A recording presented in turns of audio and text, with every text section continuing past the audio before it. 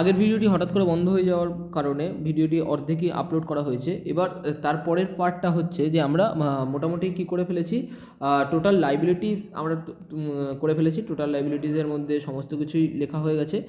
Trade পেবেলস করে ফেলেছি, বিলস payable এবং ক্রেডিটার্সের মাধ্যমে আদার কারেন্ট লাইবিলিটিস লিখেছি, ঠিক আছে।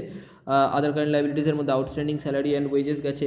শর্ট টার্ম প্রভিশনের মধ্যে propose dividend provision, dividend distribution tax and provision for tax মিলিয়ে শর্ট টার্ম প্রভিশন করে আমরা টোটাল লাইবিলিটিটাকে করে ফেলেছি। কত টাকা?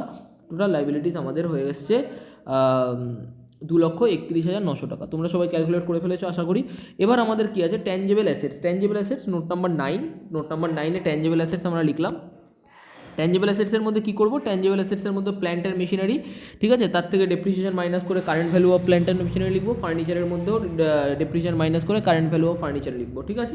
দেন ইনট্যাঞ্জেবল অ্যাসেটস। ইনট্যাঞ্জেবল অ্যাসেটস কত টাকার আছে? পেটেন্ট অ্যান্ড ট্রেডমার্ক আমরা দেখতে পাচ্ছি। পেটেন্ট অ্যান্ড ট্রেডমার্ক আমাদের কাছে পেটেন্ট অ্যান্ড ট্রেডমার্ক আছে হচ্ছে কত টাকার? 5,000 টাকার। তাহলে 5,000 টাকার পেটেন্ট অ্যান্ড ট্রেডমার্কের থেকে আমরা কী করবো? তাদের 5,000 টাকার পেটেন্ট অ্যান্ড ট্রেডমার্কের থেকে আমরা লেস করব এটার অ্যামোর্টাইজেশন যেটা হয়েছে, ঠিক আছে। অ্যামোর্টাইজেশন কত টাকার হয়েছে? 250 টাকার 5%। তাহলে কত হয়ে গেল আমাদের?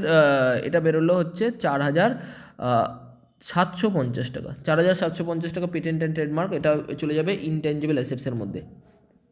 তাহলে ইনট্যাঞ্জেবল অ্যাসেটসের মধ্যে 4,750 টাকা আমরা ইনট্যাঞ্জেবল অ্যাসেটসে লিখে ফেললাম, ঠিক আছে। এবার চলে আসছি ইনভেন্টারিতে। ইনভেন্টারি মানে কি? Closing stock. ক্লোজিং স্টক আমরা জানি কত টাকা আছে। ক্লোজিং স্টক আছে আমাদের হচ্ছে 90,000-এর। এটার জন্য কোনো নোটস দরকার নেই। এবার হচ্ছে ট্রেড রিসিভেবল, নোট নাম্বার 11।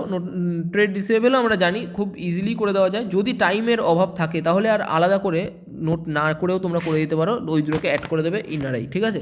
যাই হোক, নোট করাটা চেষ্টা করবে নোটটা করার। তাহলে এখানটাতে আমরা লিখবো কি? Trade receivables. তাহলে ট্রেড রিসিভেবলস এটা হচ্ছে আমাদের কি? নোট চলে আসলো, ঠিক আছে। ট্রেড রিসিভেবলসের মধ্যে আমরা জানি ডেটার্স আর বিলস রিসিভেবল, আমরা অলরেডি অঙ্কটার মধ্যে পড়েছি। ডেটার্স অ্যান্ড বিলস রিসিভেবলস এটা হচ্ছে আমাদের ট্রেড রিসিভেবলসের মধ্যে যাবে। ডেটার্স কত টাকার আছে? ডেটার্স আমাদের আছে এ দেখো, সানড্রি ডেটার্স নয়, কোথায় গেলো?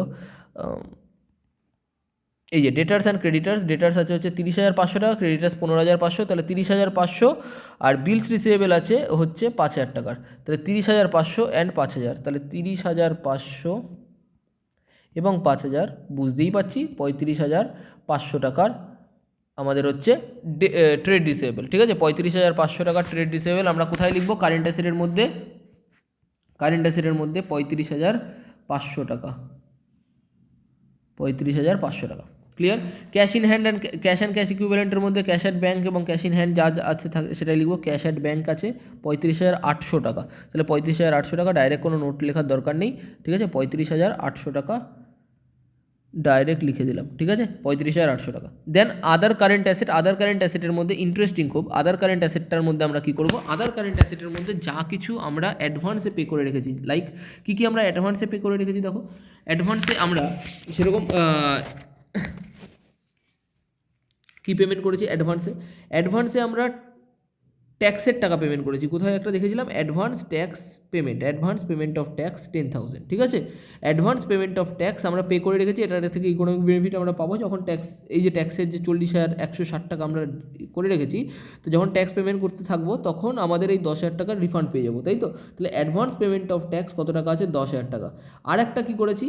আর একটা এখান থেকেই বলা হয়েছিল ডিভিডেন্ড ডিস্ট্রিবিউশন ট্যাক্স আমরা 1,500 টাকা পে করে রেখেছি। তাহলে ডিভিডেন্ড ডিস্ট্রিবিউশন ট্যাক্স 1,500 টাকা পে করেছি, আর অ্যাডভান্স ট্যাক্স পে করে রেখেছি 10,000 টাকা। তাহলে এখানটাতে আমাদের কত হবে?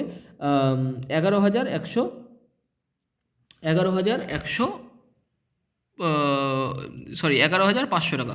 11,500 টাকা আমাদের কি হচ্ছে?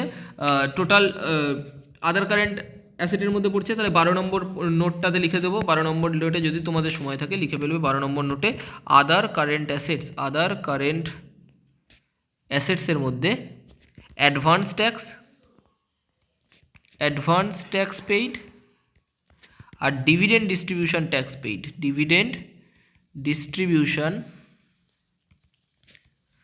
ট্যাক্স পেইড কত টাকা? ডিভিডেন্ড ডিস্ট্রিবিউশন ট্যাক্স পে করেছে 1500 টাকা, আর others tax pay advance tax pay করেছে হচ্ছে 10,000 টাকা। তাহলে 11,500 টাকা আমাদের হয়ে গেল কারেন্ট অ্যাসেটের আর একটা আইটেম, আদার কারেন্ট অ্যাসেট। ঠিক আছে, এবার আমরা কি করব? টোটাল করব। টোটাল করে দেখি মিলে গেছে কিনা। 54,350 যোগ 4,750 যোগ 90,000 যোগ 35,500 যোগ 35,800 যোগ 11,500 কত হয়ে গেল? 2,31,900, যেটা কিনা ট্যালি করে গেছে। 2,31,900 টাকা আমাদের কমপ্লিট অঙ্কটা।